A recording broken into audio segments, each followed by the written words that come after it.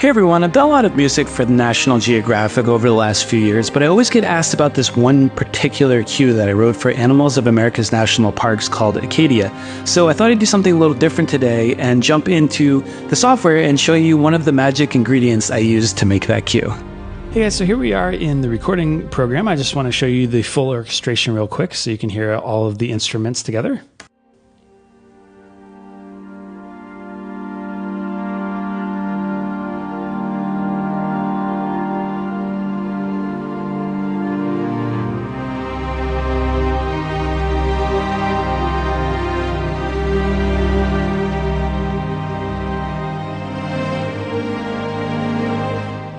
All right, cool. So a lot of people might think my favorite element are those big string melodies that come in, but actually I find the hardest thing to create when composing for film and television when using sample libraries. You know, before we hire the players, we have to demo this all out and write everything so the director can hear it. And sometimes the things that we actually produce in the computer make their way onto television. And in fact, that's very, very common these days.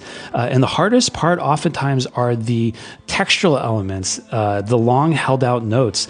That's what actually becomes very difficult to sound real because we need to add some motion and some life into something that is actually just one long note.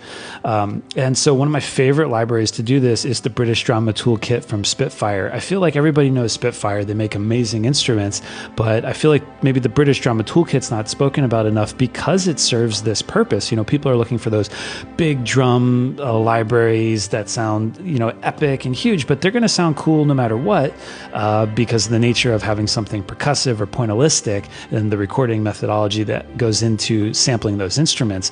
But something like the British Drama Toolkit, to have these chords sound so lifelike when they're long notes is something that's really, really cool. So if you look at my actual orchestration here, you know, this is to picture. So you have the picture up here, and I am composing these chord changes to the changes in the scene so that the harmonic content reflects the content on screen.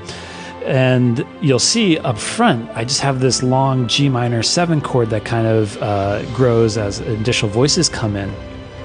And normally that would be kind of boring, especially just on a long string chord, but if we listen to it solo in the British Drama Toolkit, we can hear actually how that sounds. So let me just play that a little.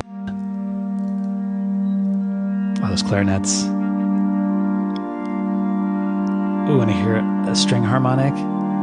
Then the E flat major 9 comes in. And great. So we're not bored. It has this sense of realism, the sense of